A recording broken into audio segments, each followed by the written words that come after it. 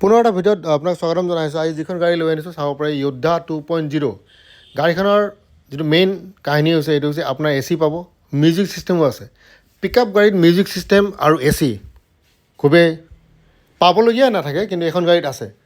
তাৰমানে ঠাণ্ডা হাৱা খাই পিনে আপোনালোকে বিজনেছ কৰিব পাৰে।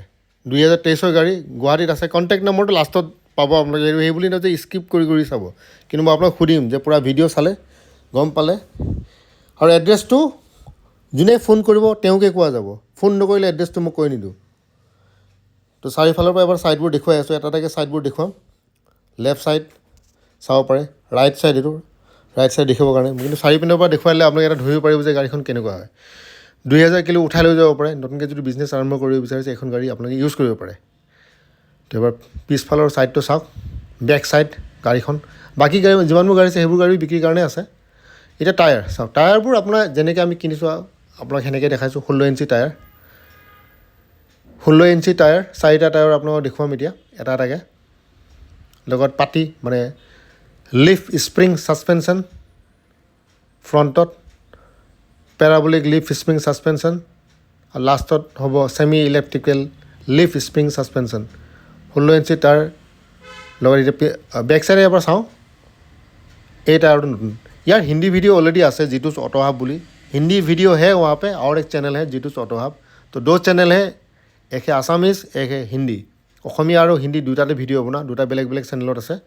আপোনালোকৰ সুবিধাৰ বাবে 4টা টায়াৰ আপোনালোকে দেখুৱালে। ঠিক আছে, টায়াৰ আপোনাৰ চাওক মোটামুটি ভালেই টায়াৰ। অকশ্যনৰ পৰা কিনি অনা গাড়ী, আমি যেনেকৈ পাওঁ সেনেকৈ আমি গাড়ীবোৰ কিনো। মোটামুটি 8 ফুট 7 ইঞ্চি লম্বা গাড়ীখন, দীঘলটো 8 ফিট 7 ইঞ্চ, আৰু বহলটো মোটামুটি আপোনাৰ 7 ফুটৰ ওচৰা-ওচৰি ধৰক, 6 ফুট 8, 9 এনেকুৱা কিবা এটা হয়। আৰু 2000 কিলো ধুনীয়াকৈ আপোনালোকে লৈ যাব পাৰে। বিজনেছ যদি কিবা কৰিব বিচাৰিছে সেই বিজনেছ আপোনালোকে কৰিব পাৰে। মাছৰ ব্যৱসায়ত লগাওক, ফলৰ ব্যৱসায়ত লগাওক, গ্ৰচাৰী আইটেম, FMCG এইবোৰ প্ৰডাক্টত আপোনালোকে লগাওক, ভাল ইনকাম কৰে। এতিয়া নতুনকৈ যদি এখন গাড়ী কিনিব যায়, এতিয়াতো 1 লাখ টকা এটা টেক্স দিব লাগে জানে, 15 বছৰৰ কাৰণে টেক্স আহি গ'ল। সেইটো চব গাড়ীতে নতুন হওক পুৰণা হওক, ভালকৈ এবাৰ শুনি ল'ব। নতুন গাড়ী কিনক, পুৰণা গাড়ী কিনক, 15 বছৰ টেক্স লাগিবই। যিবোৰ 2000 কিলো পৰ্যন্ত আছে গাড়ী, পেপাৰ চাওক, পেপাৰ মোটামুটি অ'কে আছে, আৰু কিবা যদি ফেল থাকে আপডেট কৰাই দিয়া যাব। দামটো আকৌ এবাৰ কৈ দিওঁ, 8 লাখ টকা, তলত কণ্টেক্ট নম্বৰ আছে। ডাউন পে'মেণ্ট মোটামুটি 1.5 লাখমান যোগাৰ কৰিব, আৰু 15 বছৰ টেক্স সেইটো আপোনালোকে পে'মেণ্ট কৰিব লাগিব। পুৰণা গাড়ী, নতুন গাড়ী এইটো চৰকাৰে বনোৱা নিয়ম, আমি বনোৱা নিয়ম নহয়। তো 15 বছৰ টেক্স আপোনালোকে এতিয়া চৰকাৰক সুধিব পাৰে যে দাদা এইটো কিয় এনেকুৱা কৰিলে। 2000 এতিয়া আপুনি মানে 2 টন কেপাচিটি পৰ্যন্ত যিমানবোৰ গাড়ী আছে নতুন পুৰণা, আপোনাক ডিলাৰটো খবৰ ল'ব পাৰে। 15 বছৰ টেক্স চৰকাৰে ল'ব।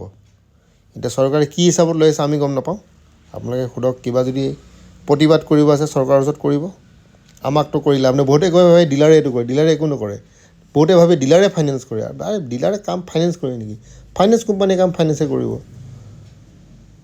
ফাইনেন্সে ৰেট অফ ইণ্টাৰেষ্ট লগায়, আমিনো কি কৰোঁ? আমি ক'ৰবাৰ পৰা পইচাটো পালেই হ'ল। তো সেইটো অলপ বুজিব চেষ্টা কৰিব। ডিলাৰৰ কাম বেলেগ, ফাইনেন্স কোম্পানীৰ কাম বেলেগ, চৰকাৰৰ কাম বেলেগ, DTOৰ কাম বেলেগ, চবৰে কাম বেলেগ বেলেগ। তো এয়াই হৈছে এটা সম্পূৰ্ণ এটা মোটামুটি এটা জানকাৰী, মানে আপোনালোকে যিমানখিনি পাৰোঁ মই ক'লোঁ। তো এয়াই হৈছে, আপোনালোকে ইয়াত আহক, গাড়ী চাওক, গাড়ী পচন্দ কৰক। কণ্টেক্ট নম্বৰ তলত আছে। তো ইয়াৰ লগে লগে আজিৰ ভিডিঅ'টো ইয়াতে সমাপ্ত কৰিলোঁ। আপোনালোকে আহিব, গাড়ী পচন্দ কৰিব, ফাইনেন্সৰ সুবিধা আছে, তলত কণ্টেক্ট নম্বৰটো আছে। তো ইয়াৰ লগে লগে আজি ভিডিঅ'টো ইয়াতে সমাপ্ত কৰিলোঁ। পুনৰ এটা ভিডিঅ' লগ পোৱাৰ প্ৰতিশ্ৰুতিৰে।